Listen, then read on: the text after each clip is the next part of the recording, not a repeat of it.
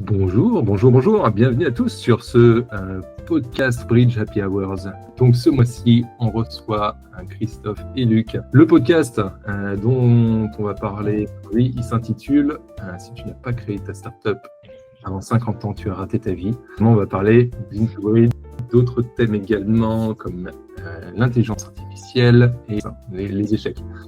Le principe de ce podcast, en fait, c'est qu'on boit à chaque fois qu'il y a un mot. J'en ai parlé juste avant avec Christophe et Luc. Le mot, c'est robot. Maintenant que cette introduction est faite, je vais vous laisser vous présenter. Luc, si tu veux démarrer, qu'est-ce que tu fais dans la vie et comment tu es arrivé au bridge? Moi, Luc Bellico, 26 ans, je joue au bridge depuis assez jeune, depuis l'âge de 10 ans. Aujourd'hui, je suis développeur pour IntoBridge. Je code le robot de la plateforme. J'ai commencé le bridge donc à l'âge de 10 ans. Alors, de manière assez spéciale, à ce niveau-là, il n'y a pas grand monde qui a fait comme moi. Je jouais déjà beaucoup aux jeux de cartes, belote, tarot, et mon grand-père m'a montré un soir de Noël les règles du bridge, et ça m'a donné envie de jouer, et je suis allé à la Fnac, et j'ai acheté un CD qui s'appelait Go to Bridge 2010. Trop cool. Ça date un peu, c'était une époque où il y avait encore des CD. Et j'ai passé de 10 à 12 ans, jouer 5 ou 6 heures tous les soirs en rentrant du collège.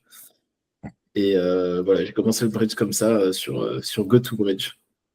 Tu sais, alors, parenthèse, juste avant que tu te présentes, Christophe, à l'époque, j'écrivais des articles pour une plateforme concurrente dont on va reparler, Funbridge, et que pour me remercier, il m'avait envoyé des CD, figure-toi. Des CD de ceux de logiciels. Ouais. Et je les ai jamais mis. Mais j'ai appris que récemment, ils ont arrêté de produire ces CD de GoToBridge. C'était plus un modèle qui marchait, le CD, mais c'était un peu en quelque sorte un truc parallèle à Funbridge. C'était deux business en même temps. Ouais. Floor is yours. On va beaucoup parler en franglais. Il va falloir que je me calme niveau anglais. Christophe, si tu veux te présenter, c'est parti. Écoute, moi c'est Christophe Grosset, j'ai 39 ans, 2 enfants comme toi, 2 petites filles. J'étais assez content de voir que Luc savait ce que c'était un CD, parce que nous on sait même ce que c'est qu'une cassette, une VHS, toutes ces choses-là que Luc ne connaît pas. Dans ma famille, on a aussi beaucoup joué aux cartes. Alors nous on jouait à l'ascenseur, on appelait ça le whist, mais je crois que le vrai nom c'est l'ascenseur, qui est aussi un jeu de levée. Et mon père est bridger. J'ai souvent voulu jouer parce que je le voyais jouer avec ses copains. Ils en parlaient régulièrement. Ils parlaient chinois, mais ça avait l'air d'être sympa et ça avait l'air d'être un peu la logique et des chiffres. Et c'est toujours ce que j'ai un peu aimé. Du coup, je lui demandais de m'apprendre. Il disait non, tu vas travailler à l'école, tu vas faire des études et puis tu vas pas faire de bridge. Et un jour, je l'ai tellement harcelé qu'il m'a donné la majeure cinquième de Jaïs Lebel. Je me souviens d'un vieux bouquin tout rose. Et il m'a dit, tu lis ça. Une fois que tu auras lu ça, on pourra discuter. Okay. Et je commençais à le lire un petit peu, mais franchement, c'était hyper dur. Au bout d'un moment, j'étais perdu. Je connaissais même pas les règles. Il fallait que j'apprenne le système. Donc, je posais des questions régulièrement. J'ai abandonné plusieurs fois. J'ai dû abandonner une première fois à 14 ans et abandonner une autre fois à 15 ans. Et puis, à 16 ans, je me suis accroché. Et dès que j'ai commencé à connaître les bases, on va dire les ouvertures et puis Steman, quoi, il a commencé aussi à me faire des exercices de jeu de la carte avec les pas à pas. Donc moi, j'ai vraiment appris avec la majeure cinquième de Jace Lebel et les pas à pas. Nice. Et voilà, après, je me suis mis sur BBO. C'était vraiment au tout début de BBO. Moi, quand j'ai commencé à jouer au bridge, c'était le tout début de BBO. Il devait y avoir 100 personnes sur BBO. J'étais une des premières personnes. Et j'allais, j'avais 16 ans, je pensais que j'étais le meilleur à tout, donc j'allais sur les tables des experts et puis je faisais connerie sur connerie, ils m'expliquaient ce qu'il fallait, ce que je faisais mal. Mais j'ai rencontré plein de gens comme ça et du coup j'ai pu progresser assez vite comme ça. Et ce qui est assez marrant, c'est que des années plus tard, quand je suis allé faire mes premiers tournois professionnels aux États-Unis, j'ai rencontré mes premiers mentors de BBO à l'époque et c'était des rencontres assez sympas. Oh, cool. Donc ça, voilà pour la petite histoire. Quelle histoire! Et ça, c'est le truc génial avec le bridge, c'est que quand les jeunes, on joue au bridge, c'est qu'il y a forcément un truc derrière.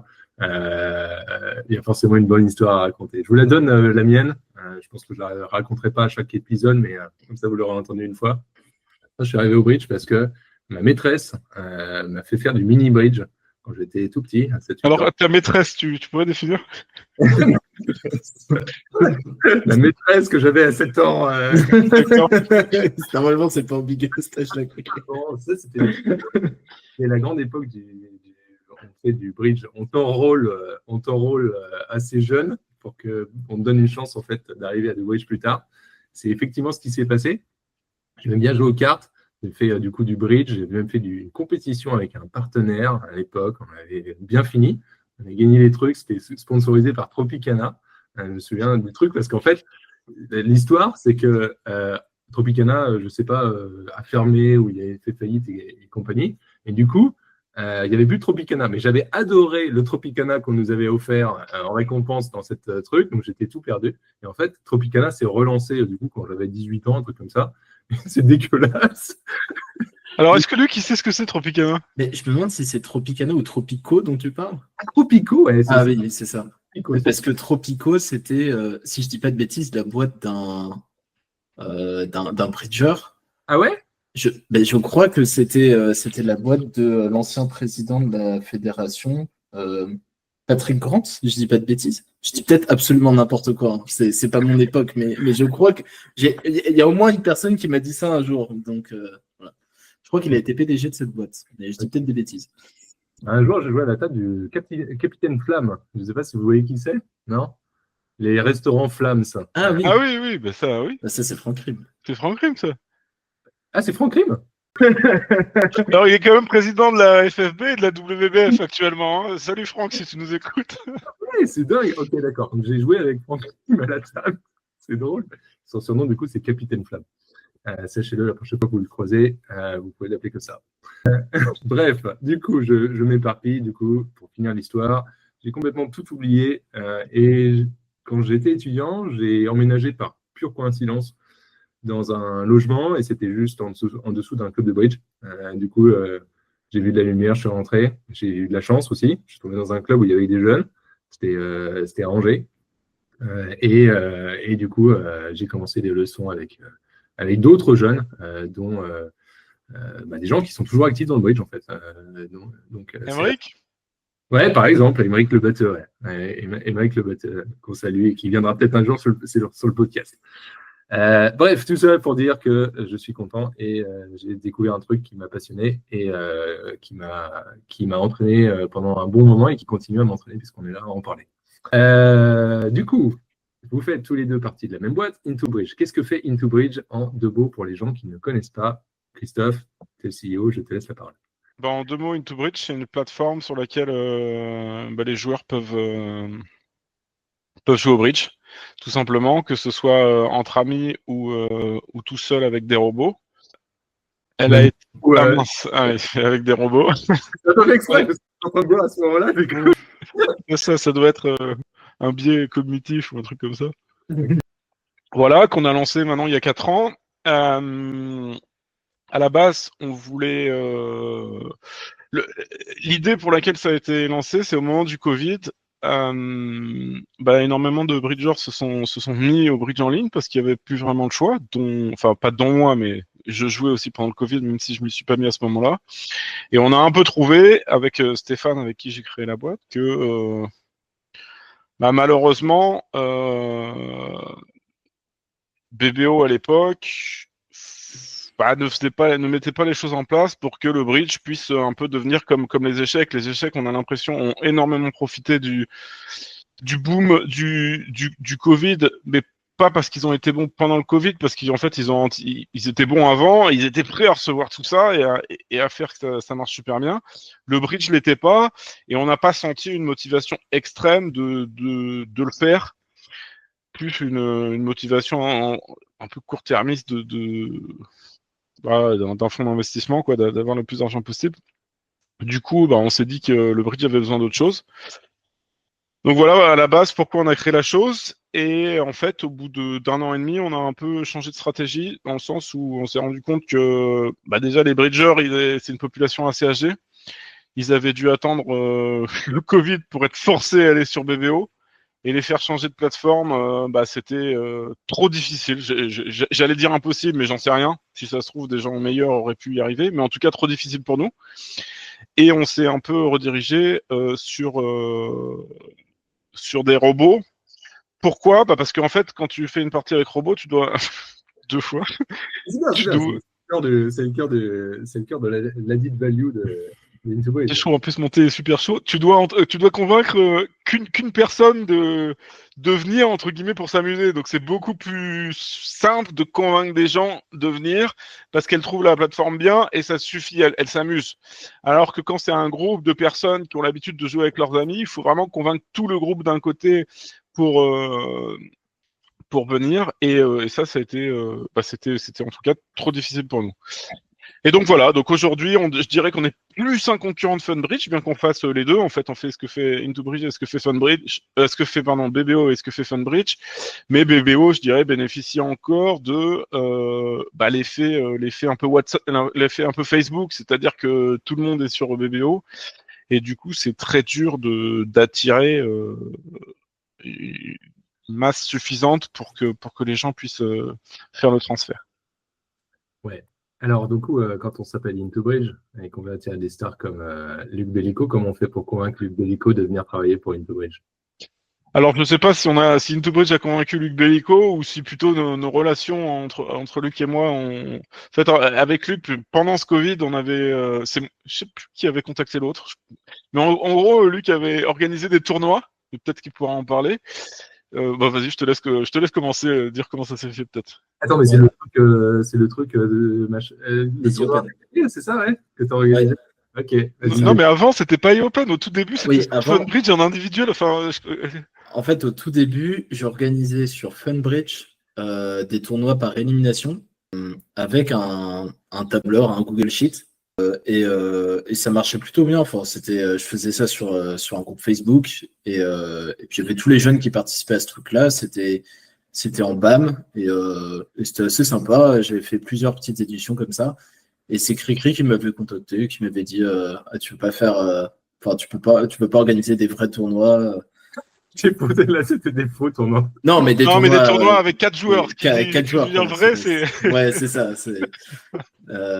Et c'est comme ça qu'on a lancé les e-Open. Okay. Après, Cricri a lancé. Attends, moi je voudrais revenir sur les e-Open parce que au début, alors moi je streamais un peu parce que moi j'étais professionnel de bridge et je streamais mes tournois sur BBO. Je jouais pas mal de tournois sponsorisés. Et d'ailleurs, pour la petite histoire, je me faisais massacrer tout le temps. Et un peu plus tard, on a compris pourquoi. C'est parce qu'en gros, tout le monde trichait. Bien. Mais bon, voilà. Du coup, je streamais, ça marchait pas mal. Je sais pas, il y avait 100 personnes, entre 30 et 100 personnes qui étaient là. Et Luc, je sais plus s'il avait streamé un des tournois ou un truc comme ça, mais en gros, il était aussi actif, on va dire. C'était un youtubeur actif. Un youtubeur, et du coup, voilà, je l'avais contacté en disant on pourrait s'organiser un tournoi. Et le premier, c'était vraiment le saut dans l'inconnu. Hein. On n'avait aucune idée de combien de personnes on aurait. Est-ce que ça allait être un flop total? Est-ce qu'on allait avoir 8 équipes? On faisait tout sur des tableurs Excel. On avait fait une affiche. On avait zéro connaissance sur Paint ou je sais plus quoi. Sur Canva. Mais Canva de l'époque, c'était pas beau. C'était vraiment à l'arrache complet. Mais finalement, ça a pris. Effectivement, ça a super bien pris. Le premier presque était un succès. Nos contacts un peu dans le bridge français. Luc était un peu actif. Moi, j'avais pas mal de contacts parmi les bons joueurs. Et du coup, on a eu pas mal d'équipes et pas mal de bons joueurs. Donc on a fait un premier, un deuxième, un troisième. Après on en a fait un à l'international. Et on s'est fait. Et quand ça a un peu pris, je peux pas me faire que des copains en dévoilant toutes les vérités, mais quand ça a pris, le fait qu'on ait appelé ça e-Open, la fédération a commencé à s'y intéresser. Ils nous ont dit vous n'avez pas le droit d'appeler ça e-Open, vous prenez pour qui, machin. Bon, allez, on vous laisse le faire, mais sachez que je sais plus si on avait signé le papier ou pas, mais sachez que c'est une appellation FFB, machin. Parce qu'ils avaient l'Open de France. Et nous, ils avaient l'Open de France et nous on a appelé l'Open de France. Voilà. Après, tout le monde a commencé à nous appeler e-Open. Ouais. Et le de France, il a dégagé, mais la fédération n'était pas contente parce qu'ils avaient la marque Open de France. Mais donc ça a super bien marché. Et puis après, on en a même organisé quelques-uns, on va dire, sous l'égide de la fédération. Et là, je me souviens de... Alors Luc, il n'a pas vraiment connu ça, mais de dizaines, de centaines d'heures à répondre à des gens justement les personnes un peu âgées qui maîtrisent pas bien et qui voulaient se mettre sur VBO et qui appelaient en disant bah c'est bon, j'ai allumé l'ordinateur, qu'est-ce que je fais?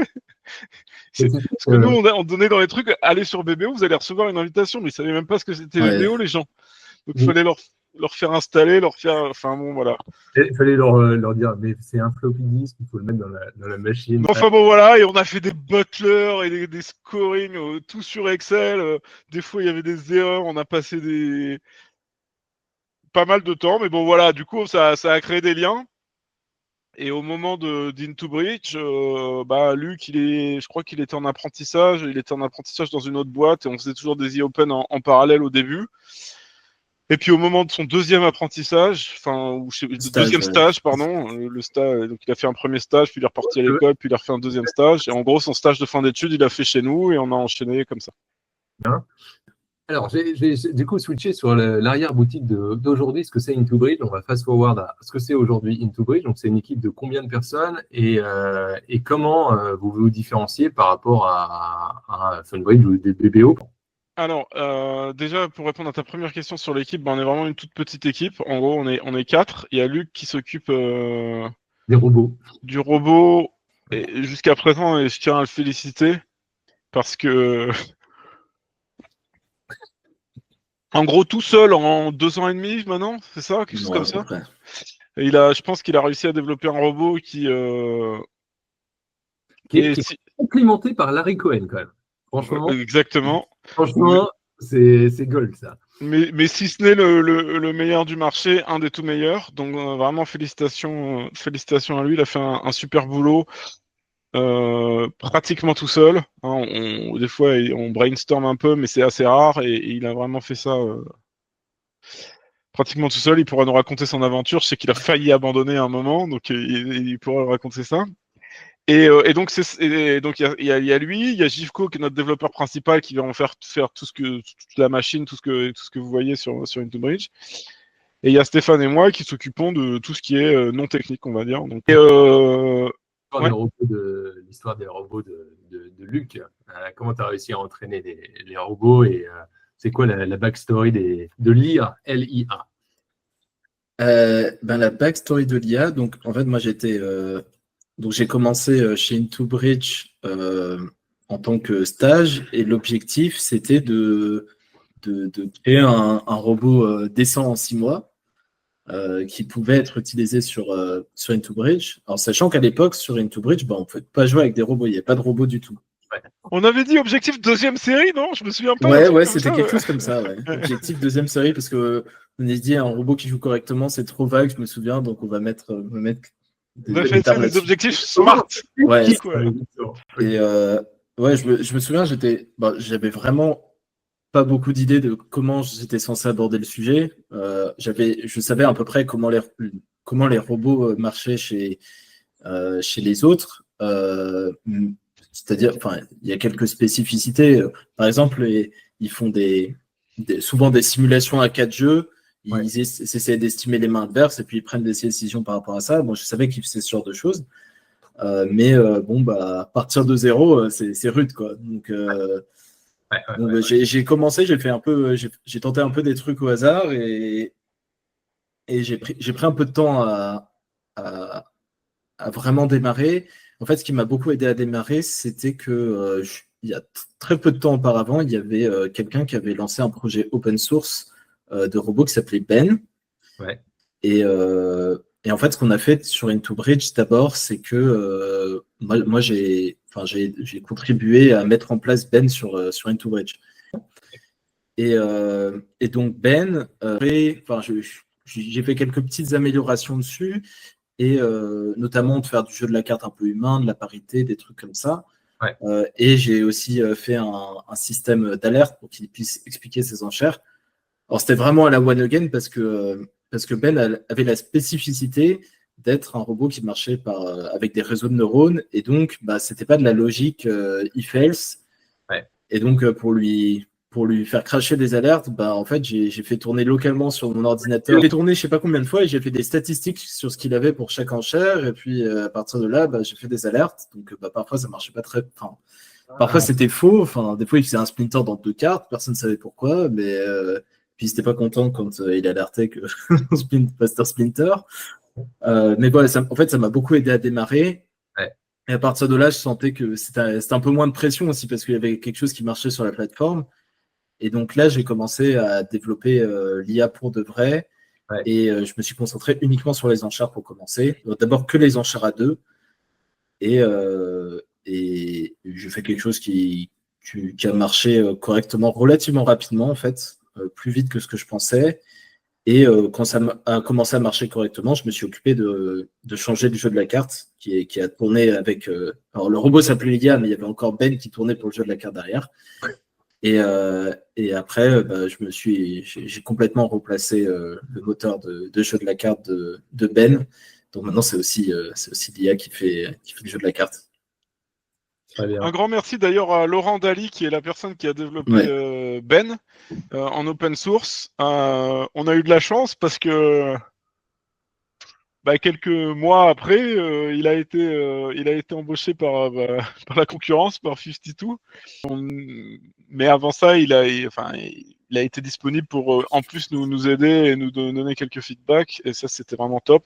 D'ailleurs, il nous avait contacté quand il cherchait un boulot dans le bridge. Malheureusement, on n'a pas du tout les finances de 2 personnes sur les robots, donc c'était impossible. Mais voilà, un grand merci à lui. Ok, c'était ce que j'avais demandé. C'est qui la personne qui est derrière ça? C'était donc un Français, c'est ça? Non, c'est un Roumain. Alors, il a plusieurs nationalités, roumain, hongrois, je sais plus exactement. Roumain, au moins roumain, c'est sûr. Okay. Mais, et qui parle pas français, je crois. Laurent, d'accord, très bien. Non, ouais, mais on avait quelques discussions avec lui. Il nous avait vraiment aidé. Enfin, il était très sympa. Et après, malheureusement, quand il s'est mis à travailler pour BBO, je pense qu'il n'a plus le droit. Ouais, voilà, je suis pas sûr, mais ouais, c'est un truc un peu stratégique, les robots, donc ok. Donc voilà. Et du coup, pour revenir quand même à ta question initiale, qui était que sur comment on se différencie, la réponse c'est que c'est dur, c'est très dur, mais c'est entre guillemets, je dirais pas notre raison de vivre, mais déjà on est obligé de trouver des choses pour survivre, parce que si on fait la même chose que les gros, on est mort, quoi. Et on pense aussi que c'est ce dont le bridge a besoin de façon générale. Hein. Le bridge, c'est quand même un jeu qui souffre beaucoup, on va dire, de toute la concurrence multiple qu'il y a aujourd'hui pour les jeunes. En gros, un jeune qui a l'esprit fait pour le bridge, il y a 50 ans, il jouait au bridge ou éventuellement aux échecs et voilà quoi. Donc c'était un peu sa trajectoire normale. À l'école, il aimait jouer au tarot et puis à la belote et puis après il se mettait au bridge. C'était facile entre guillemets de recruter des gens. Alors que maintenant, avec tout ce qui se fait dans les jeux vidéo, je veux pas rentrer dans les spécificités, mais en fait, tu as plein de jeux vidéo qui, moi, en tant que bridger, je trouve passionnant ces jeux vidéo-là parce qu'ils stimulent les mêmes choses. Et visuellement, c'est mieux. Tu es entouré de gens qui ont plus ton âge, et du coup, c'est difficile pour le bridge d'attirer les personnes. Maintenant, tout le monde passe sa vie sur des écrans. Donc là, un des gros avantages du bridge, c'est quand même d'aller au club et que c'est hyper sympa de rencontrer plein de gens socialement. Mais ça, c'est beaucoup moins recherché par les jeunes de maintenant. Donc, si on veut que le bridge survive, et là, je parle pas à nous, Into Bridge, je parle de l'écosystème de bridge, il va falloir trouver des moyens un peu innovants de les attirer. Ouais. Et donc, ce sur quoi nous, on s'est différencié aujourd'hui, c'est ces 2 produits. Et le premier, c'est ce qu'on appelle les parties classées, où en gros, on a voulu, à la base, copier ce qui se faisait et qui marchait bien aux échecs. J'ai vu d'ailleurs, c'était une de tes questions, mais le système de Hello, au tout début des parties classées, c'était vraiment un Hello. On avait copié les échecs très exactement. Tu démarrais à 1500 parce que c'est ce que fait chess.com, et puis tu gagnais, tu montais, tu perdais, tu descendais après chaque donne, et on espérait avoir un classement et que ça marche du tonnerre comme les échecs. Et après, et donc ça a super bien marché, mais uniquement vis-à-vis des super experts, des bons joueurs, quoi. Les joueurs qui étaient un peu moins bons, ils démarraient à 1500, ils descendaient et ils se frustraient. J'ai envie de dire que les échecs, un truc que je m'en suis rendu compte grâce à ça, et j'espère pas dire une bêtise, mais c'est en tout cas mon sentiment. Les joueurs d'échecs sont tous des gens qui vont avoir envie d'être des vrais compétiteurs.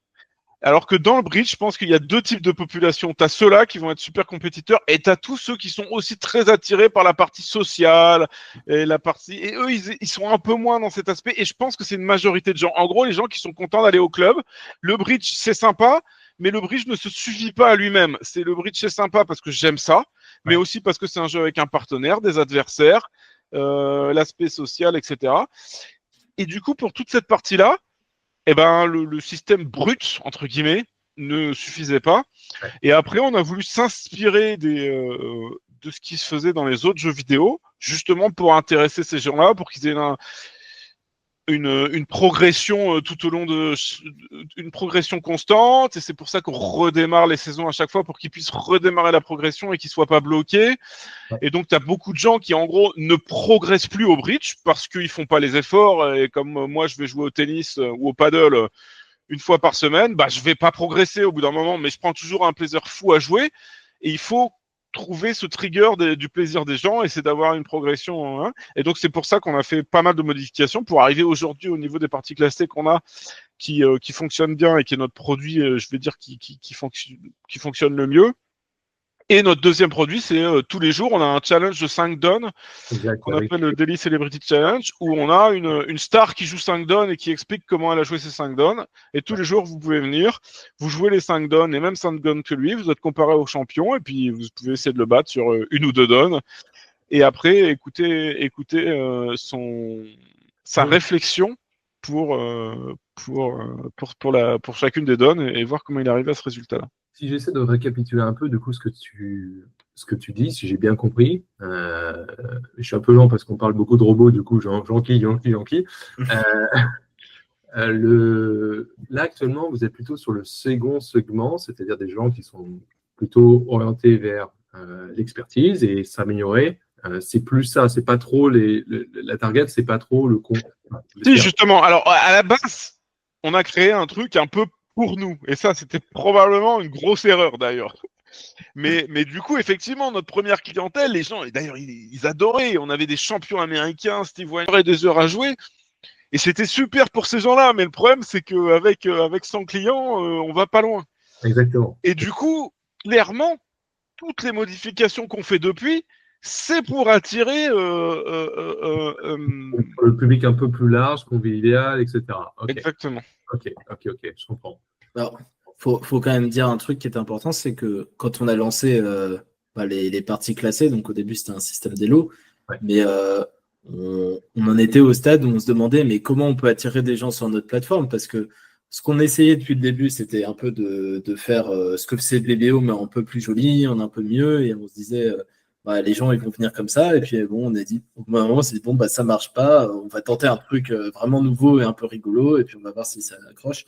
En fait, on a parlé un peu au début, mais c'est vraiment difficile de déplacer les joueurs de bridge parce qu'ils ont leurs habitudes, et en plus quand on ne fait pas du bridge, quand on fait du bridge en face d'autres êtres humains, il y a besoin d'une certaine masse critique sur la plateforme. Donc, quand les joueurs attirent les joueurs, et on n'a pas cette difficulté-là avec les parties classées. Et les gens peuvent se pointer n'importe quand et jouer comme ça, et ça pose pas de problème.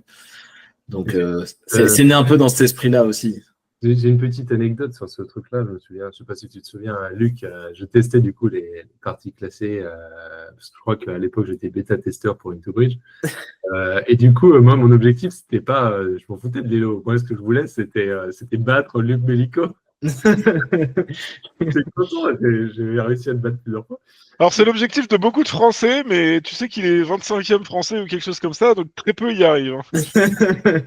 J'ai réussi en tout cas. Je devais être en mode vas-y, je clique, je clique dans tous les sens. Donc, non, c'était assez drôle. C'était assez drôle, effectivement. Moi, j'ai joué vraiment les toutes premières saisons. J'ai pas trop joué les trucs récents, mais c'était assez drôle, effectivement, de voir son élo varié. J'ai trouvé ça vraiment cool parce que ça te donnait un leitmotiv pour revenir, pour continuer à faire des parties, voir son elo progresser, etc. etc. Moi, je ne suis pas du tout un joueur d'échecs. Par contre, je regarde les échecs. Et ça, c'est un truc qui est un petit peu différent. Aux échecs, en fait, contre un joueur fort, avec beaucoup d'élo, tu n'as aucune chance. Par contre, aux échecs, au bridge, tu as une chance, en fait. Tu peux faire un peu n'importe quoi, là où, si tu regardes au global, tu as peu de chances de battre quelqu'un comme Luc Bellico, par exemple, ou Christophe Grosset, mais de temps en temps, tu y arrives. Et c'est ça, je trouve, qui est quand même fantastique au bridge par rapport aux échecs, c'est que tu as cette capacité. C'est-à-dire que tu prends un truc comme les échecs, le tennis, jamais tu gagnes un point, en fait. Mais ça, c'est hyper intéressant ce que tu dis, et c'est un des avantages du bridge. Si tu regardes des jeux comme les échecs, effectivement, il n'y a pas du tout ça. Et donc, pour les joueurs, c'est beaucoup plus dur. Exactement. Par contre, les échecs ont un vrai avantage, c'est que les règles sont très faciles à comprendre. Et ça, c'est un des gros inconvénients du bridge. Et si on regarde un peu le jeu qui cumule les deux, j'ai envie de dire le poker. Parce que le poker, c'est un jeu qui est très facile à apprendre. Comme Master, c'est super dur. Voilà, mais comme tous les jeux, tous les bons jeux sont très très durs de devenir un top expert, mais c'est très facile à apprendre. Et un joueur plus faible peut battre régulièrement, 3 fois sur 10, un joueur plus fort. Et ce qui fait que des gens perdent des milliers et des milliers au poker parce qu'ils ont ce truc de gagner de temps en temps. Bien sûr. Et donc, allez, je vous donne une anecdote sur ce truc-là. On a parlé d'Emeric tout à l'heure. Emeric le batteux, j'avais 5 mois de bridge dans les jambes, je fais une compétition. On perdait tout avec mes partenaires, c'était terrible. On arrive à la table d'Emeric, qui était quand même vice-champion du monde. Et il jouait avec une autre personne, je me souviens plus de son nom, mais toujours été, elle se reconnaîtra. Et du coup, arrive l'enchère, et c'était 4 cœurs, le contrat de 4 cœurs. Moi, j'ai beaucoup de cœurs dans ma main. Il me dit, attends, vas-y, il est champion du monde, il doit savoir ce qu'il fait. Je contre quand même, et on avait fait -2, il avait fait 4 cœurs contrés -2. Là, donc on était arrivé, mais dernier, on avait fait 25% à la fin du tournoi. Mais tu avais eu ton petit moment de plaisir. J'ai eu mon moment de plaisir, je l'avais battu le vice-champion du monde contre Alice Le Pinsec. Excuse-moi, Alice, j'ai oublié ton prénom. Et ouais, c'était incroyable. Je me souviens de ce truc, c'était un tournoi à Aix-en-Provence et c'était le highlight. J'ai oublié tout le reste. On a tous des moments highlight comme ça. Moi, j'en ai un ou deux dont je me souviens. Et effectivement, c'est des moments qui font que tu vas continuer à jouer pendant très longtemps. Ça, c'est hyper important. Hein. Et il faut que tout bon jeu a ça. Et c'est vrai que dans les échecs, t'as pas ça. Donc, alors, on va aller sur ce segment échecs parce que je sais que Luc, tu joues aux échecs. Oui. Je me souviens, je ne sais plus comment je connais cette information, mais je le sais. Qu'est-ce que toi, tu vois comme différence dans la manière dont tu joues aux échecs et dans la manière dont tu joues au bridge? Alors, déjà, peut-être tu peux parler de ton elo aux échecs. Je sais, tu es combien en elo? Alors, je suis sur chess.com, je suis autour de 2600, mais je joue aux échecs depuis assez longtemps. En fait, je jouais quand j'étais petit, genre jusqu'à 10-12 ans. J'ai joué un petit peu. Après, j'ai arrêté et puis j'ai un peu repris pendant mes années en école d'ingé. En fait, j'avais découvert la chaîne de Blitzstream, Okay. qui était à l'époque le plus gros streamer d'échecs. Alors, c'est plus le cas maintenant.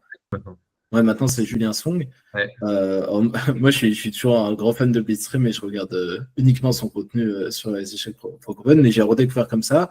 Au début, j'ai un peu progressé, j'ai vaguement cherché à progresser, mais en fait, j'ai vite stagné, j'ai même plutôt un peu régressé.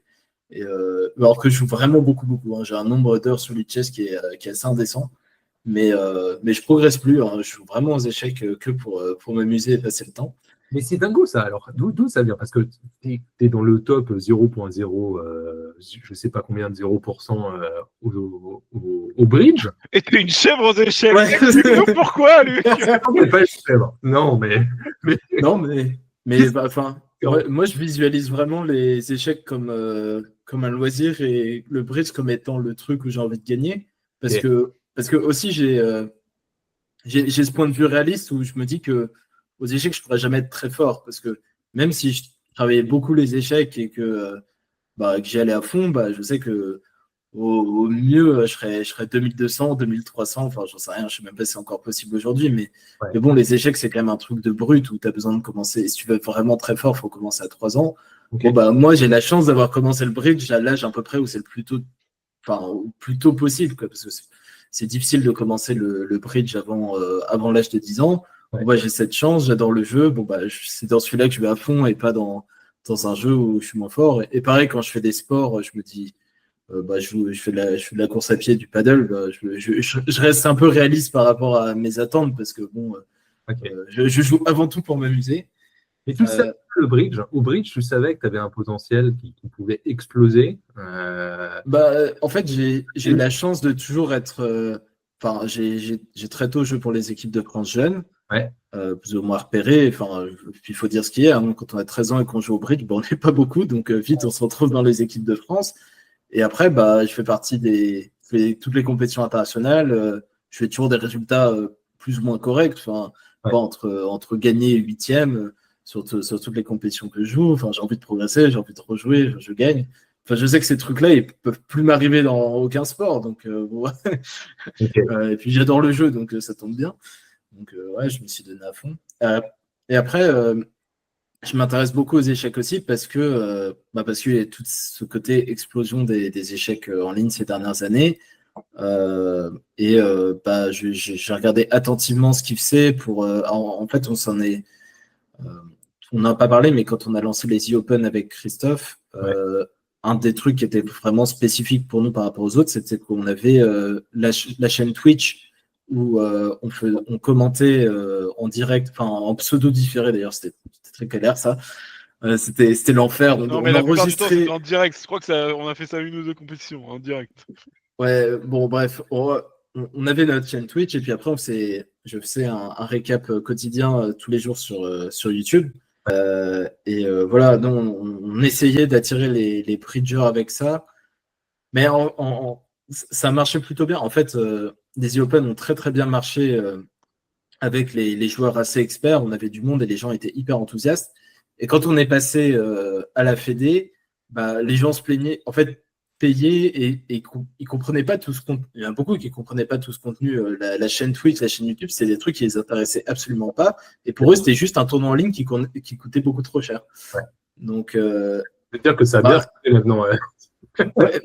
Ouais, Christophe fait un peu la moue, mais je me souviens on avait quand même un certain nombre de joueurs enfin des gens qui étaient troisième, quatrième série qui comprenaient pas pourquoi le tournoi coûtait, je sais plus combien ça coûtait, mais 20 euros pour 5 tournois, alors que quand ils s'inscrivaient à un tournoi sur BBO, c'était 50 centimes ou 1 euro.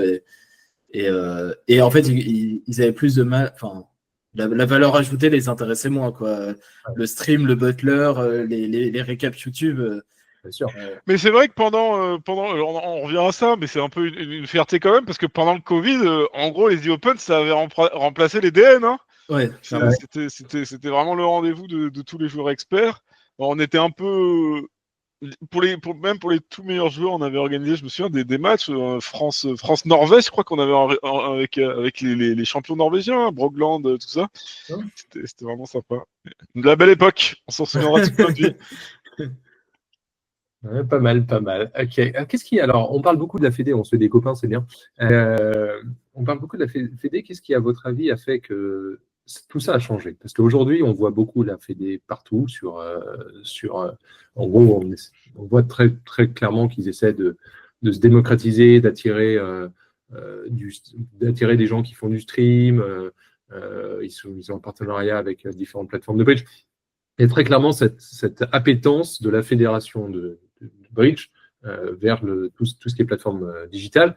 Qu'est-ce qui a été, est-ce que vous le savez déjà, mais si vous ne le savez pas, qu'est-ce qui, à votre sens, a été l'élément déclencheur de ça? C'est le Covid et ça a été ça le tournant? Alors, clairement, le Covid, je pense que d'ailleurs, ce que nous, on a fait pendant le Covid a montré qu'il y avait un marché, entre guillemets. Et puis, des plateformes comme Real Bridge à l'époque ont permis à beaucoup de gens de pouvoir jouer en se voyant, ce qui leur manquait énormément pendant le Covid. et les gens ont apprécié ça.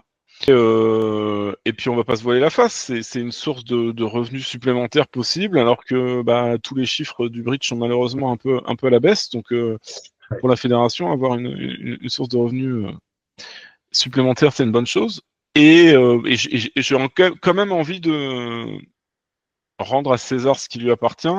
C'est que quand même Franck Rim,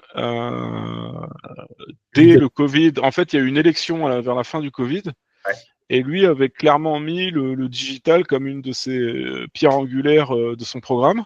Okay. D'ailleurs, il nous avait proposé avec Luc de le représenter, ce qu'on n'avait pas voulu faire parce on voulait pas prendre parti en fait dans les élections.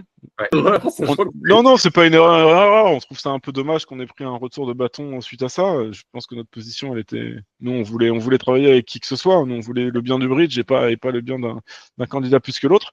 Mais je crois quand même qu'on peut lui rendre le fait que lui, à mon avis, était plus intéressé par développer le digital que ses compétiteurs. C'est peut-être une des raisons qui ont aidé à l'élection. Alors, je me souviens plus si c'était son élection ou la fois où il était vice-président la fois d'avant. Mais clairement, Franck Rim, à mon avis, fait énormément de choses là-dessus. Et par exemple, je crois qu'en début de retransmission, je sais plus si c'était en on ou en off, tu parlais de la retransmission de la Bermuda Bowls sur Twitch. Et ça, c'est aussi un truc que Franck Rim, une des premières choses qu'il a fait en arrivant à la WBF, c'est de dire il faut on a développé ça avec la FFB, maintenant la FFB a une chaîne Twitch, ça marche, c'est l'avenir, il faut qu'on travaille sur ces choses-là. Et première chose qu'il a voulu faire avec la WBF, c'est la même chose. Donc voilà, il faut lui rendre ça, et je pense que Franck Rim est quelqu'un qui a énormément travaillé en ce sens-là. Ouais, un truc assez important à dire, c'est que il y a beaucoup de gens dans le monde du bridge qui voient le bridge en ligne comme un concurrent du bridge en présentiel, et qui pensent que si on développe le bridge en ligne, les gens vont quitter les clubs. Ouais. Et donc, en fait, la première élection de Franck Rim, c'était un des sujets de débat avec son concurrent, voilà, qui était plutôt dans cette vue-là, et qui est encore très présente et qui met des bâtons dans les roues dès que la fédération veut développer des choses en lien avec le bridge en ligne.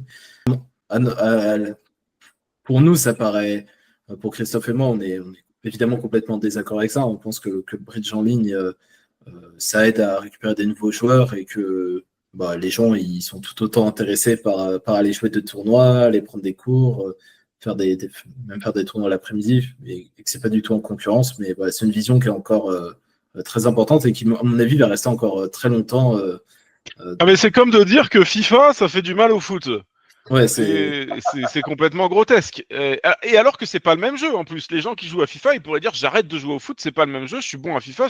Sauf que FIFA, pour le foot, c'est exceptionnel. C'est-à-dire que les gens ils aiment encore plus le foot, ils s'intéressent au vrai foot parce qu'après ils veulent avoir les bons joueurs sur FIFA. Et le bridge, c'est pareil. Et en plus, c'est le même jeu. Donc si t'es fort en ligne, tu vas être fort dans les clubs et tu auras envie d'aller en club. Donc, mais bon, c'est un peu une vue. Je crois que je suis pas un expert, mais la façon dont marchent les élections en France, c'est un peu compliqué. Mais en gros, je crois que les présidents de clubs, ils ont des voix importantes et ils votent pour leurs représentants qui après. Je sais pas exactement comment ça marche. C'est le système de grands électeurs. Voilà, mais en gros, il faut pas froisser les clubs, et beaucoup de clubs, ils ont un peu peur. Oh là là, les gens jouent en ligne, ils vont plus venir chez nous, et voilà. Mais ça, je pense que c'est de moins en moins vrai, puisque de toute façon, il y a un nombre non négligeable de personnes qui maintenant jouent en ligne. Je parle même pas des jeunes, là, je parle de global, c'est-à-dire des gens plutôt âgés. Donc, c'est un élément qui doit être intégré à la stratégie d'un club dans tous les cas. Du coup, je dévie un petit peu sur une autre question. Je ne sais pas si tu te souviens de ça quand on avait joué à Londres ensemble, Christophe. C'était parce qu'à la base, Christophe m'avait aussi envoyé un message, Luc. Il avait aussi essayé de me poach à l'époque quand j'étais à Londres. C'est pour ça qu'on s'était rencontrés avec Christophe. Je me souviens, on avait fait un tournoi ensemble, Christophe. Ça faisait très très longtemps que je n'avais pas joué avec des cartes, des vraies cartes. En fait, je ne jouais, à ce moment-là, ça faisait 2 ans que je ne jouais que sur Funbridge. Et je n'avais pas joué depuis 2 ans avec des vraies cartes. Je vous raconte tout ça pour arriver à la question suivante. Qu'est-ce que vous préférez faire? Est-ce que vous avez une préférence avec des vraies cartes ou du en ligne? Ou c'est un plaisir différent? Non, alors pour moi, il y a pas de question. Je préfère 100% en présentiel. Je dirais pas avec des vraies cartes. Moi, j'ai joué une fois avec des tablettes en présentiel et ça m'a paru ok, mais c'est une petite expérience de Vendôme, donc je sais pas. Mais en Ouais. tout cas, en présentiel. Je Ok. trouve que le côté présentiel du bridge ajoute énormément. Et pour moi, c'est le en ligne, c'est de l'entraînement Ok. ou du divertissement, mais c'est pas le compétiteur en moi. Une vraie compétition, il y a tout un aspect pas intimidation, mais psychologique Il y a un de la truc, table. personne qui hésite. Exactement. Tu anticipes, il y a souvent ça quand des streams, c'est ah ouais, la personne, enfin, tu vois, elle a déjà anticipé que au prochain tour, il va falloir qu'elle Ouais, joue. c'est ça. Et puis même aller déjeuner entre la session de l'après-midi et la session du soir. T'as eu une bonne table, tu sors et tu vas discuter des deux donnes et puis il faut te reprendre tout de suite.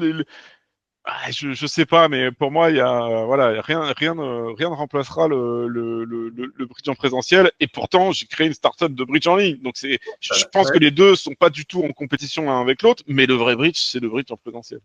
Qu'est-ce que tu en penses? Ouais, je suis très d'accord avec ce point de vue. Enfin, en fait, tout l'aspect social du bridge, hein, enfin, dire social, c'est très varié, mais parce que ce soit pour le tournoi de club où les gens, ils ont besoin de rencontrer du monde dans leur quotidien, ou que ce soit en DN1 par pair où les gens, où on voit des partenaires s'écharper sur des duns entre deux tours. Enfin, toute cette partie-là est vraiment super et oui, on la retrouve pas du tout dans le bridge en ligne.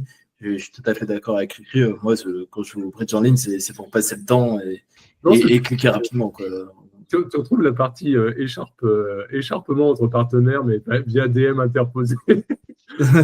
C'est juste un délire un peu différent. Ah oui, d'ailleurs, pour parler d'Into Bridge, il y a un moment, il faudra qu'on publie un bêtisier de. Sur les. Parce que vous avez. Tu peux report des problèmes. Tu peux report des trucs sur Into Bridge. Est-ce que vous avez pas vu passer des trucs un peu marrants où Ah, Alors, je peux te dire que si tu suis les trucs, Luc, c'est vraiment le dernier des cons. Et je suis poli quand je dis ça. Stupide développeur, machin. Il y a des gens qui disent, mais comment c'est possible? Je crois qu'il y a 2-3 semaines, là, on a reçu un report. Comment c'est possible de passer là? Comment c'est possible? Et c'est le type qui avait passé. C'était une promo, le type avait passé une enchère forcing et il envoie un report en disant, mais comment c'est possible de passer? Mais on a des trucs, c'est peu croyable. en fait, je les lis tous, moi. Ouais, tu les lis tous, du coup, ils savent que c'est toi. Ils te Bah, nomment. je sais. Enfin, non, je pense que les gens n'ont pas conscience de qui lit, mais alors moi, je les lis tous parce que en fait, la manière dont je fonctionne avec l'IA, c'est que quand il y a un bug, je corrige le bug et je l'ajoute sous forme de test pour être sûr que l'IA elle fasse la bonne enchère, même si je fais des modifications dans le futur. Ouais. Et bon, voilà, donc je les lis tous, je regarde si c'est, et puis bon, il y en a 75%, disons, qui sont corrects. Ouais. Il y en a 25% qui sont pas fous. Alors, il y en a qui sont juste un peu de mauvaise foi, et qui ont fait une enchère un peu douteuse et qu'ils se sont fait punir par l'IA d'une manière ou d'une autre. Et puis, il y en a, c'est juste complètement grotesque. Alors là, Cricri vient de donner un exemple. Mais quand il y en a un qui est vraiment très drôle, bah, j'en fais profiter les autres et je les tag et je leur dis regardez si c'est fini. Sûr, mais t'en as un qui vient en tête sur ça, quoi. Ah, bah, il y a quand même des spécialistes. Alors, je pense que je peux en parler sans trop de problèmes parce qu'il est estonien, mais il y en a un qui est vraiment, qui est vraiment répertorié pour envoyer des trucs particulièrement stupides tous les jours. Et en plus, en étant particulièrement agressif, genre en insultant vraiment de tous les noms, en disant stupide développeur, stupide robot.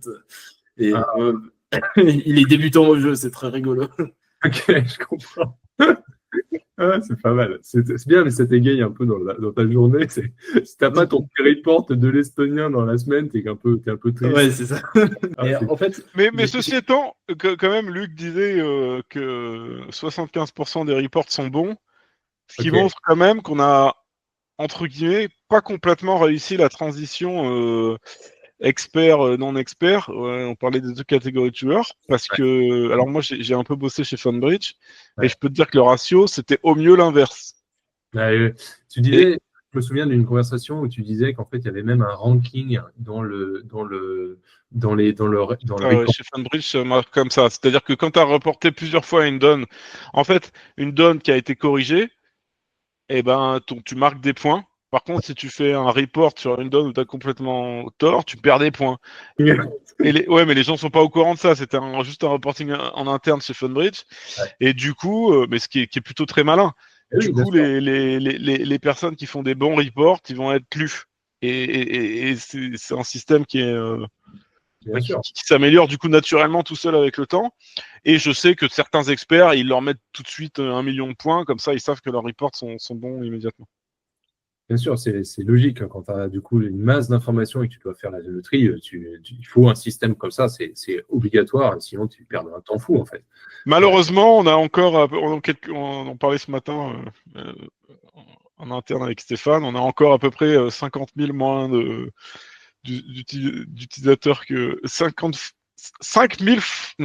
000 fois moins d'utilisateurs, donc probablement 50 000 fois moins de reports, ce qui fait qu'on peut encore les lire tous. Ouais. Et j'espère qu'un jour, on sera obligé d'implémenter quelque chose comme ça, mais pas encore. Ouais, là, j'en lis 10-15 par jour. Ça m'occupe bien mes journées quand même. Oui, mais imagine 50 000 ouais, fois voilà, plus, ça ferait 150 000 par jour. J'imagine que c'est à peu près ce que doit recevoir Funbridge. Bah, on sait rien. Ouais. Et là, effectivement, tu peux pas tous les lire. Mais du coup, ils n'ont pas accès aux bêtisiers. Voilà. Ça vous rien du tout, vous allez balancer des trucs, vous foutrez les screenshots, et comme ça, on rigolera tous ensemble, parce que là, vous le faites au stand-up, au daily stand-up avec 4 personnes, c'est dommage. On manque une opportunité. Alors, en parlant de ça, je me souviens en parlant d'Into Bridge, il y avait beaucoup de débats sur la bridge box, les interactions UX de la bridge box, etc. Que vous l'avez refait, je ne sais pas combien de fois. Ça m'amène une question, c'est quoi une fonctionnalité, pour parler un peu du support et des trucs qui sont rapportés par d'autres personnes sur Into Bridge. J'imagine qu'il y a beaucoup de personnes qui vous font part de leurs souhaits sur des fonctionnalités et que, comme n'importe quel produit, il y a des choses qui semblent très faciles sur le papier et qui sont en fait très difficiles à implémenter. Est-ce que vous pouvez nous partager ce genre de requête? Je ne sais pas s'il y a... Moi, je dirais qu'il y a deux difficultés principales. La première, c'est celle pour laquelle on a voulu te débaucher. C'est que très souvent, en fait, on a des utilisateurs qui jouent sur des smartphones, sur des tablettes, sur des petits écrans, sur des écrans moyens, sur des grands écrans, avec Safari, avec Google Chrome, avec Internet Explorer, avec des trucs dont j'ai jamais entendu parler.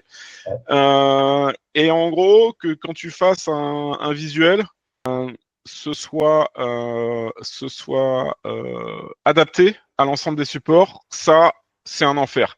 Nous, on est vraiment une toute petite équipe et souvent dans les grosses équipes, et notamment chez Funbridge, je me souviens, ils ont un spécialiste Apple, un spécialiste ordinateur. Hein. Nous, on n'a pas tout ça.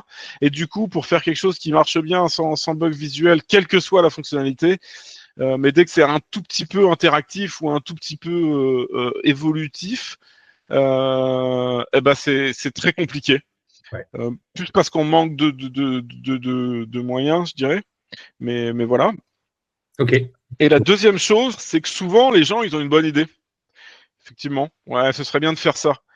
Mais quand on donne une bonne idée, c'est quoi l'expression, machin, la pelote, là, on tire pas, et quand on tire sur le fil pour la pelote, je sais plus l'expression en français, mais Luc, tu l'as peut-être? Non, mais j'ai bien compris l'idée. Ouais, voilà, et on se rend compte que c'est beaucoup, beaucoup plus compliqué.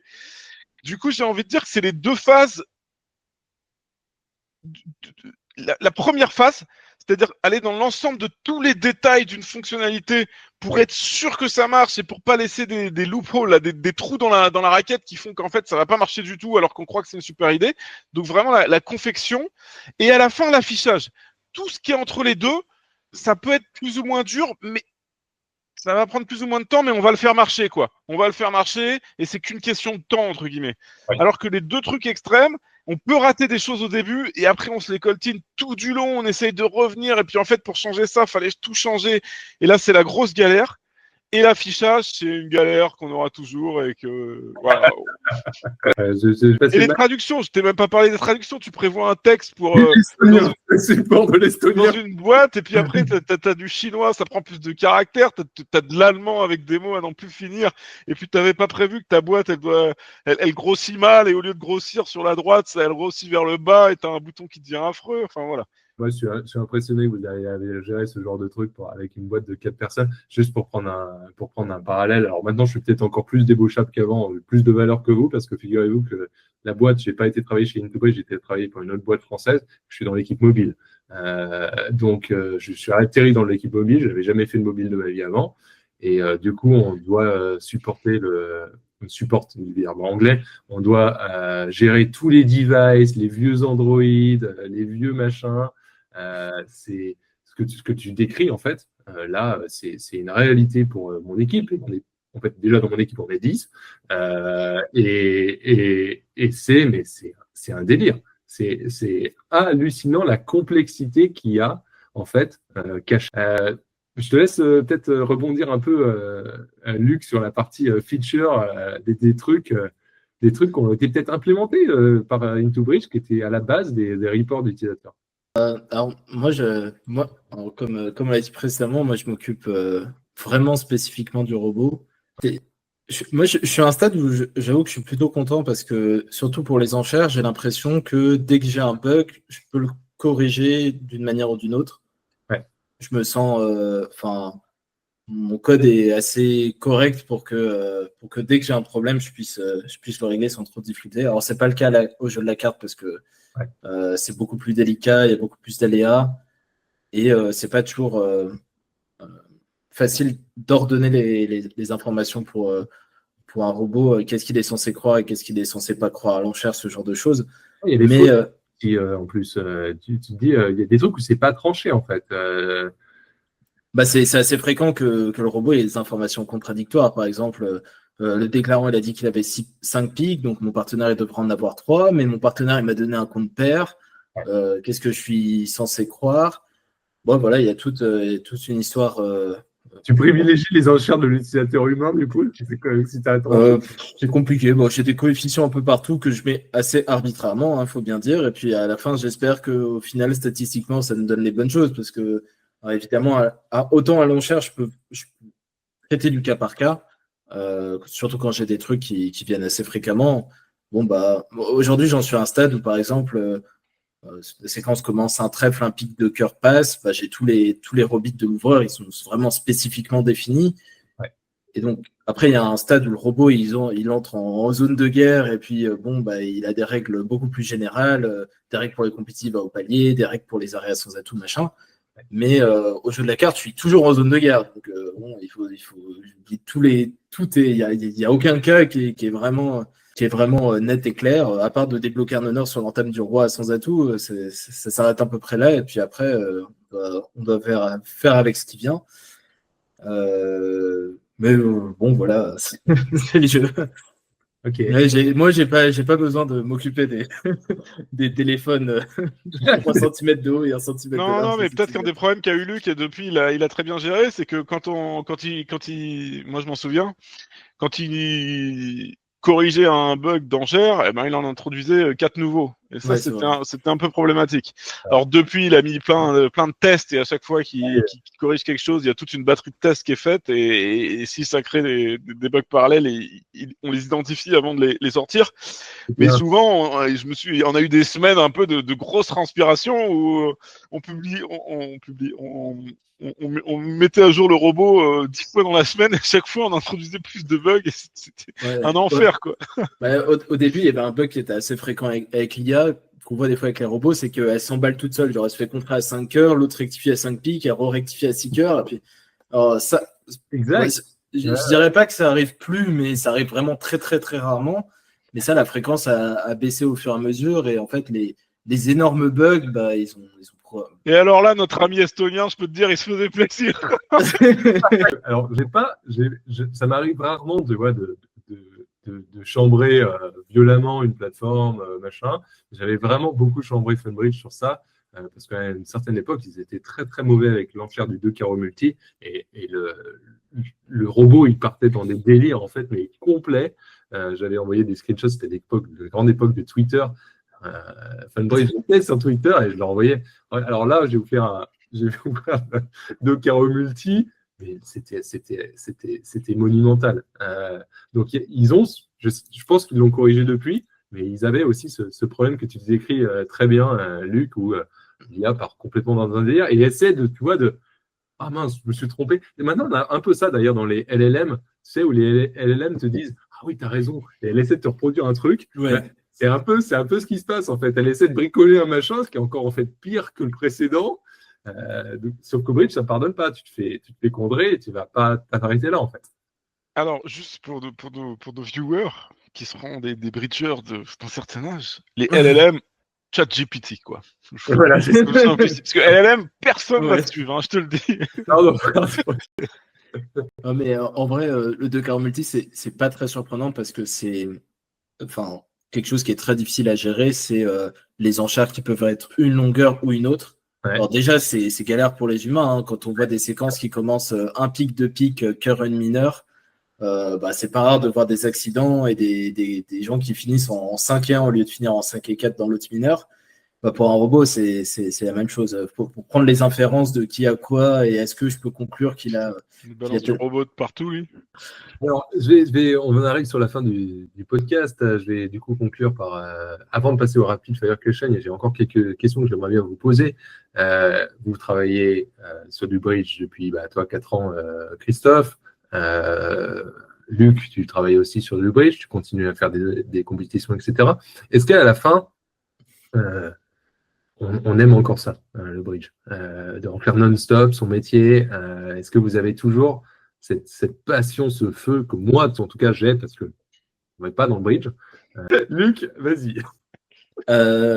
Moi, je dois quand même dire que j'ai un peu évolué là-dessus parce que quand je passais pas mes journées à faire du bridge, j'avais hyper envie de jouer le week-end. Ok. Et maintenant, ça me gêne pas de pas faire une compétition depuis 1 ou 2 ans.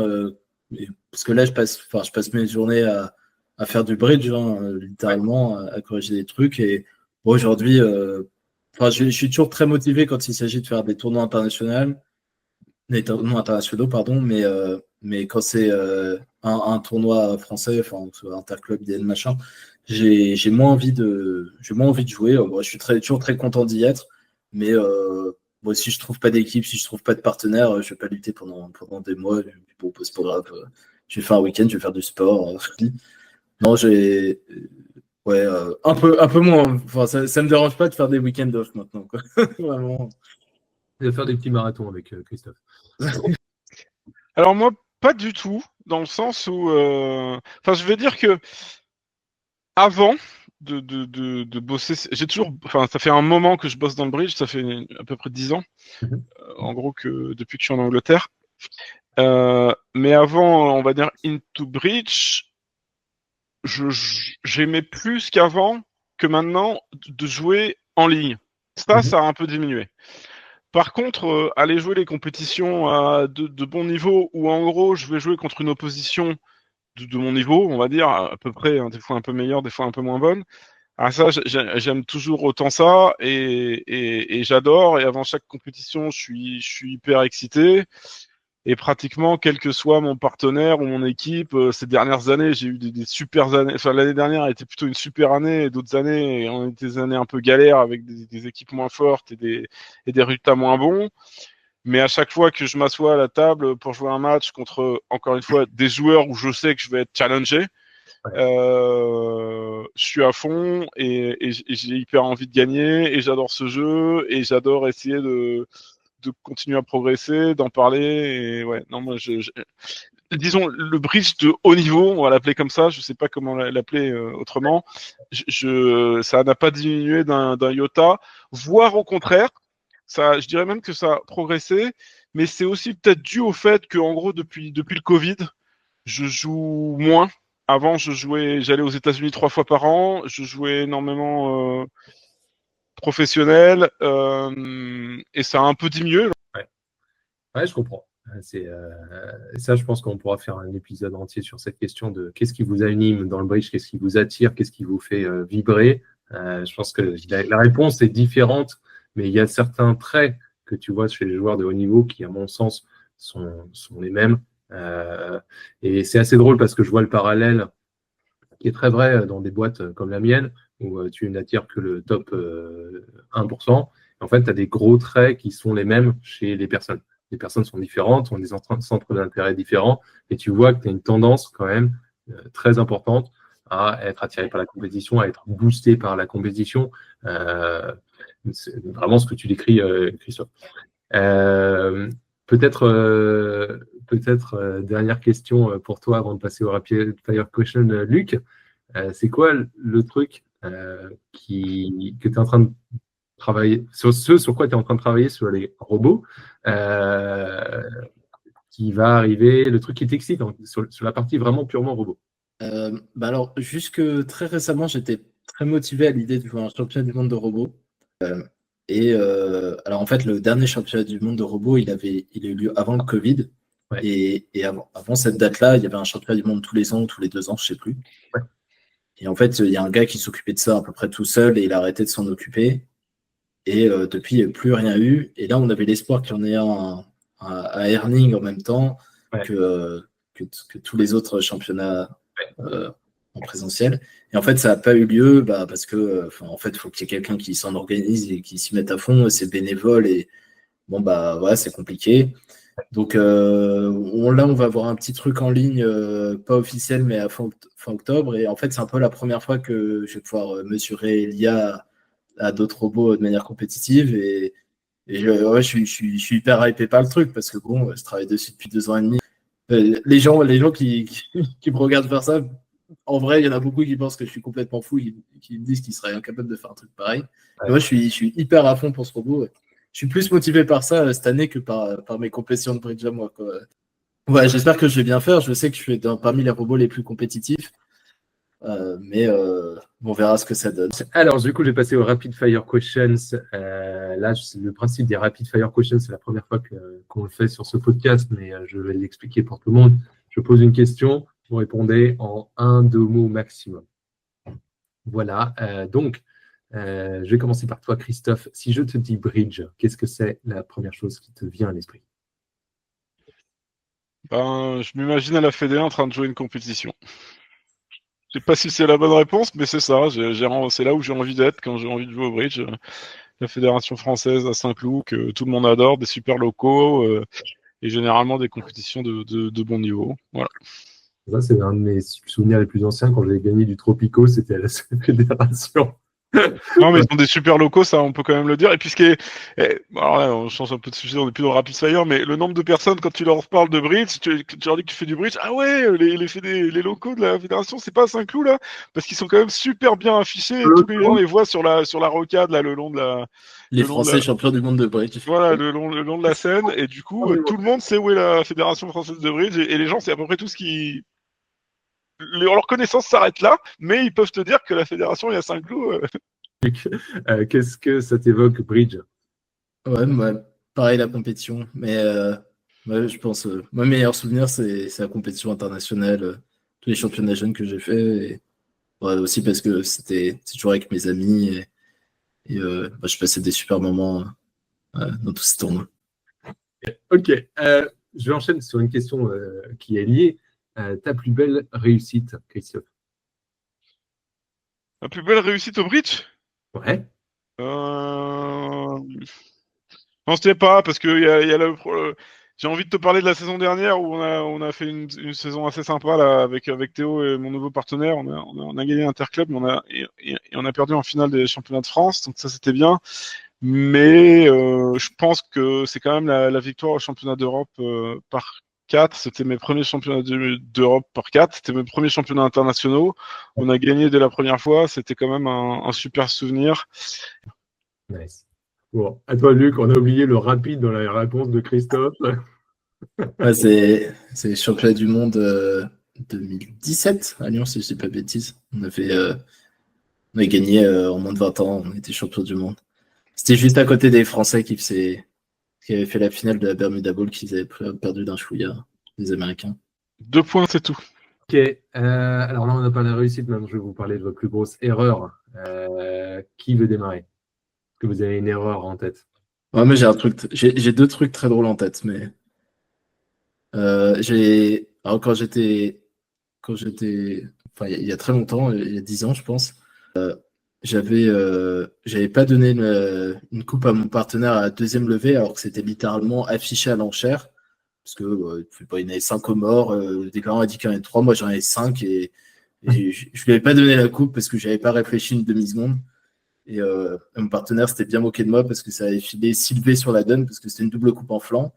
Et j'ai pas donné la coupe, c'était assez drôle. Et sinon, un autre truc qui me vient à l'esprit, c'était en BN1 par paire avec Michel Bessis, où j'avais passé un contrat surcontré. Alors lui, il avait passé le surcompte pour dire j'ai rien à dire. Moi, j'avais pensé qu'il voulait jouer le contrat, et ça a fini à 1 surcontré plus 3. Bon, c'était du pair, donc c'était pas très grave, mais c'était assez spectaculaire, et il m'avait bien insulté. C'est relativement énervé. J'ai des anecdotes aussi sur ce sujet-là au BCSH, mais je les garde pour un prochain podcast. Christophe, vas-y. Alors moi j'en ai aussi 2, et désolé, ça va pas être hyper rapide, mais j'ai envie de parler des 2. Allez. La première, c'est championnat du monde ou d'Europe, je sais plus, universitaire à Opatija à l'époque. Et c'était une épreuve où il y avait genre 15 équipes polonaises, 2 équipes françaises, et on avait un parcours. Je jouais avec Nicolas L'Huissier, Pierre Franceschetti, je crois, et Cédric Lorenzini. Ouais. Et on terminait par 8 équipes de Pologne d'affilée. Donc on se faisait des scénarios, fallait les écarter les uns après les autres, et on était en concurrence pour la gagne avec une autre équipe polonaise. Et à 3 matchs de la fin, c'est l'équipe première polonaise, ils jouent contre les Belges, et les Belges c'était nos copains à nous, et on avait hyper motivé les Belges pour faire le match de leur vie. Et ils avaient battu ces Polonais, et on était repassé devant. Malheureusement, on a perdu à la toute fin. Mais c'est aussi l'histoire de donner la coupe, c'est qu'à la fin, on était que 4, quoi. Et il y avait 6 médailles ou 6 petites coupes, etc. à l'époque, et on a dû trouver d'autres personnes à qui les donner. Et là, franchement, sur le coup, on a été un peu, j'ai un des regrets que j'ai, c'est très con, mais on a donné la coupe à l'équipe de France 2, là, qui sont venus sur le podium avec nous, alors qu'on aurait dû inviter les Belges, qui vraiment, c'était battu corps et âme pour nous, et c'est un truc, d'un point de vue humain, je m'en suis voulu très longtemps, quoi. Vraiment, il le méritait, et j'ai vraiment, on a tous d'ailleurs manqué de bon sens, je sais pas, mais on a de reconnaissance, et vraiment, je m'en suis voulu longtemps. On avait 2 super potes dans l'équipe de la Belgique qui avaient motivé tout le reste de leur équipe, et voilà. Ça, c'est un regret que j'ai porté très longtemps. C'est la première fois que je le partage. Donc, et voilà. Et je voulais dire un deuxième truc, c'est de façon plus générale. Alors, clairement, c'est pour moi, mais je pense que c'est pour, on va dire, les Méditerranéens de façon générale. Notre plus grosse erreur, c'est de pas faire tout ce qu'on peut pour mettre le partenaire et les coéquipiers dans les meilleures conditions possibles, des choses que font très très bien les gens des pays du Nord. Et je pense que ça nous coûte énormément à tous, mais en tout cas à moi. Toutes les fois où tu fais une réflexion partenaire, tu devrais pas, au coéquipier pareil. Et j'essaye vraiment de travailler énormément là-dessus. Et plus je vieillis, plus je me rends compte de à quel point c'est hyper important et qu'il faut vraiment qu'on travaille dessus, quoi.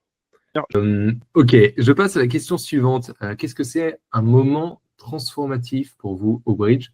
Avant de répondre, je vais vous partager un truc.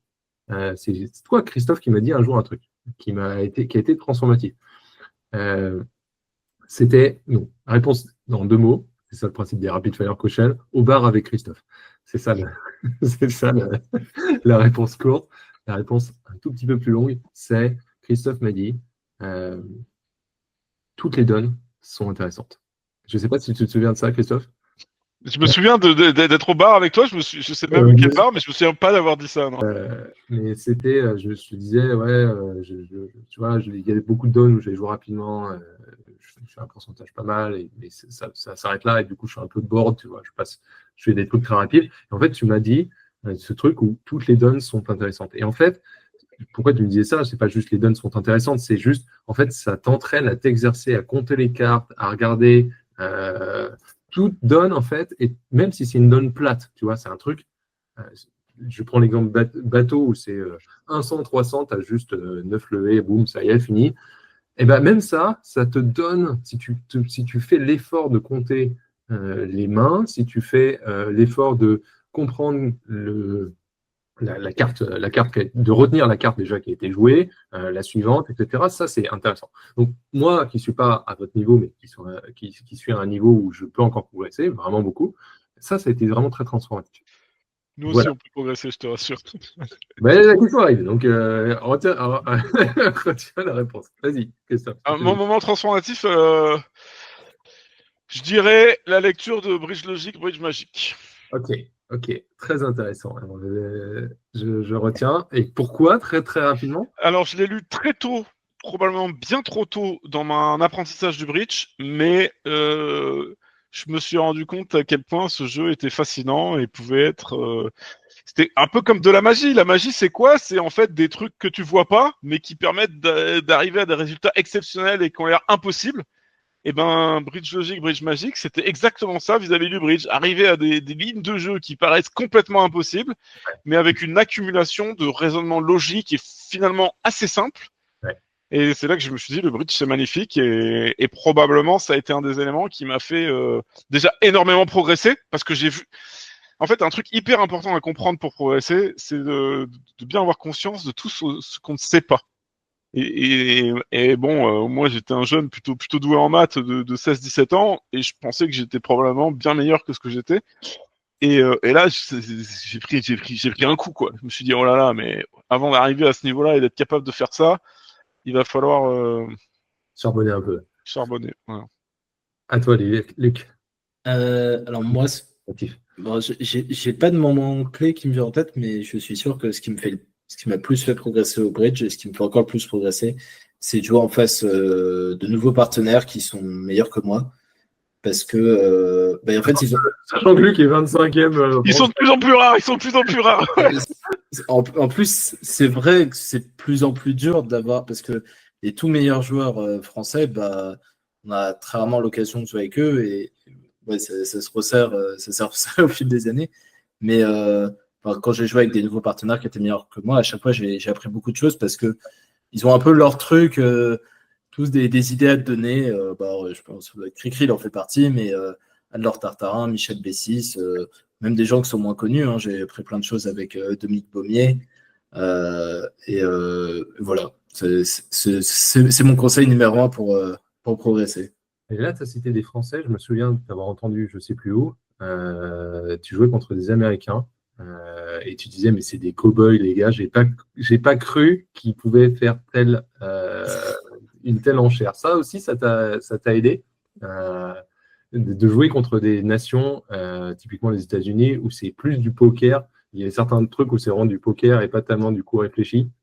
Mais alors, c'est un gros problème qu'on a en France. Ouais.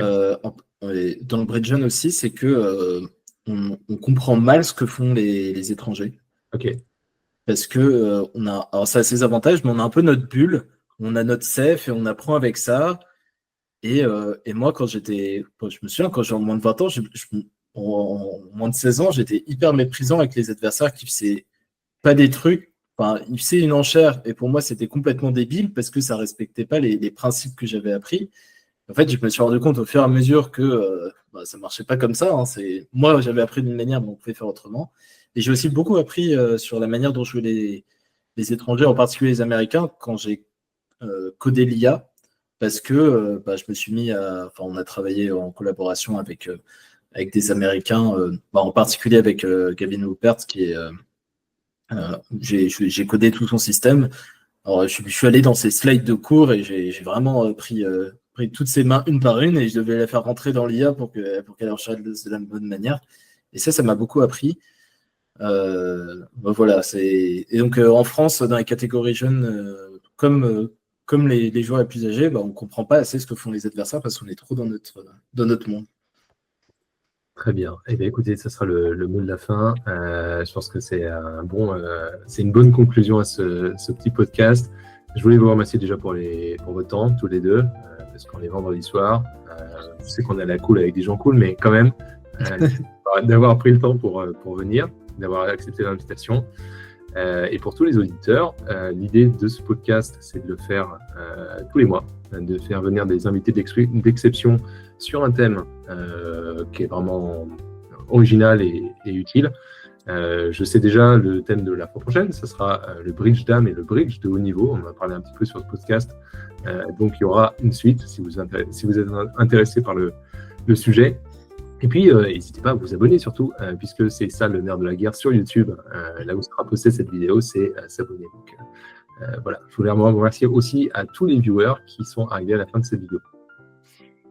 Ouais, attends, quelques conseils quand même. Il faut que tu pètes les podcasts, c'est aussi sur Spotify, sur iTunes, machin, et oubliez pas de mettre 5 étoiles. Voilà, ça c'est dit. Ah oui, c'est ça le full truc. Bah oui, non mais il va falloir que tu progresses là. C'est expert podcast, Christophe. Mais en tout cas, merci beaucoup pour l'invitation et bah, j'espère que le podcast va perdurer. C'est le genre d'initiative dont le bridge a besoin et j'espère que pour mes prochains footings, je pourrai écouter le prochain épisode avec le bridge dame de haut niveau.